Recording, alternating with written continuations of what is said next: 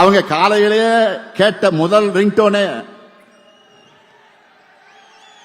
5000 ரூபாய் கலைஞர் மகளிர் உரிமை தொகை அவங்க அக்கவுண்ட்ல வந்திருக்கான மெசேஜ் டோன் தான்.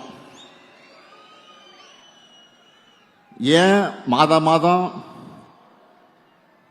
தரும், ஏன் இந்த மாதம் 5000 கொடுக்கிறோம்னு தெளிவா விளக்கி நேற்று காலையில நான் வீடியோவும் வெளியிட்டிருக்கிறேன். தேர்தலை காரணம் காட்டி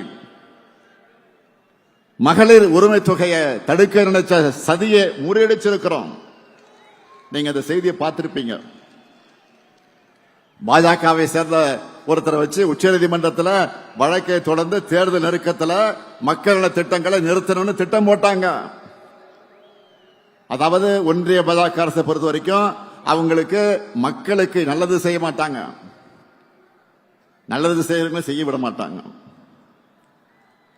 தமிழ்நாட்டு மகளிருக்காக நான் கொடுத்த உறுதிமொழிதான் உரிமை தொகை. அதுக்கு தடை போட நான் விட்டுருவேனா? அதனாலதான் மக்களுக்கு சர்ப்ரைஸ் கொடுத்து மக்கள் விரோதிகளுக்கு ஷாக் கொடுத்தோம். இதுதான் இந்த முத்துவேல் கருணாநிதி ஸ்டாலினுடைய ஸ்டைல்.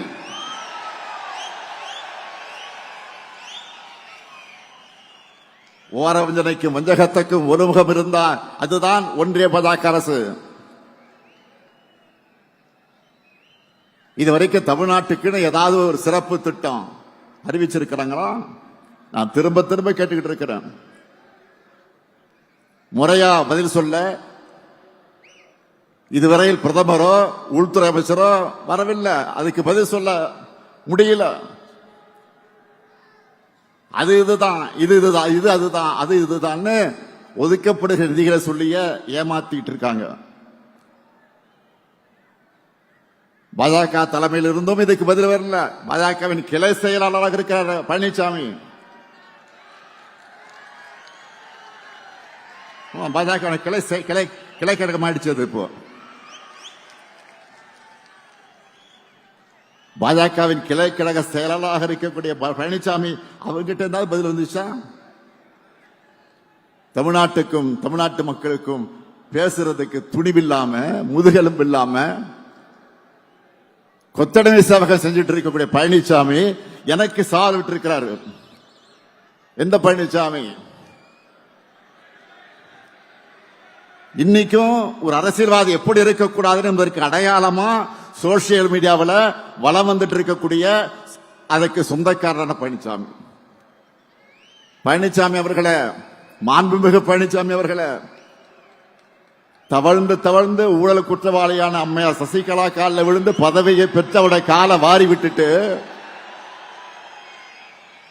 நீ எனக்கு பதவி கொடுத்தியான மரியாதை இல்லாம உரிமையில கேட்டீங்களா? இல்ல மறுக்க முடியுமா? சட்டம் ஒழுங்கு பற்றி பேசுவதற்கு உங்களுக்கு தார்மீக உரிமையாவது இருக்கா? உங்க கட்சியினுடைய உண்மையான பொதுச் செயலாளராக இருந்த அம்மையார் ஜெயலலிதா அவர்களுடைய கொடநாடு பங்களாவில் நடந்த கொள்ள, அதை தொடர்ந்து நடந்த மர்ம மரணங்கள், இதையெல்லாம் மறக்கடிச்சுட்டு நினைச்சிட்டு இருக்கீங்களா? பொல்லாத ஆட்சிதான் பழனிசாமியுடைய ஆட்சி என்பதற்கு பொள்ளாச்சியே பாலியல் வன்கொடுமைகளை சாட்சியா ஆறாத வடுவா இருக்க.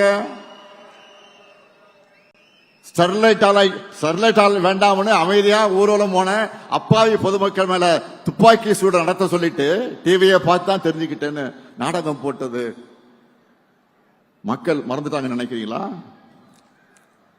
சாத்தான்குளம் காவல் நிலையத்தில் அப்பாவும் மகன் அடிச்சு கொல்லப்பட்டப்போ அவங்க உடல்நலம் இல்லாம இறந்ததாக கொஞ்சம் கூட ஈவு இறக்கலாம சொன்னீங்களா? உங்களுடைய அந்த கல் மனசை மக்கள் மறந்துட்டாங்க நினைச்சீங்களா? ஊழலின் ஊற்றுக்கண்ணான அதிமுகவோட பாரம்பரியத்தை காப்பாற்ற உறவினர்களுக்கு டெண்டர்களை அள்ளி கொடுத்துட்டு வழக்கு வந்த உடனே என்ன சொன்னாரு?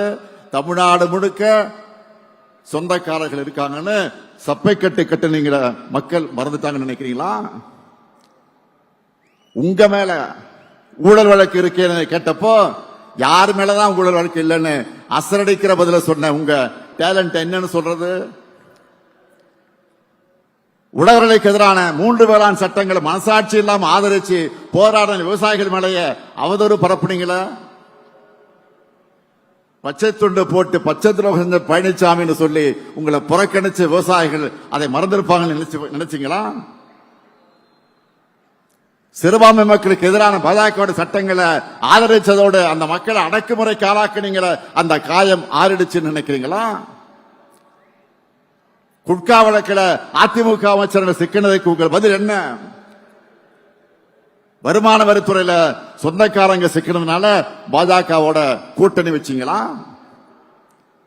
இப்படி ஏராளமான கேள்விகள் இருக்கு. இதுக்கெல்லாம் நீங்க பதில் சொல்லாம தவிர்த்தாலும் மக்களுக்கு பதில் தெரியும், உங்க லட்சணமும் புரியும்.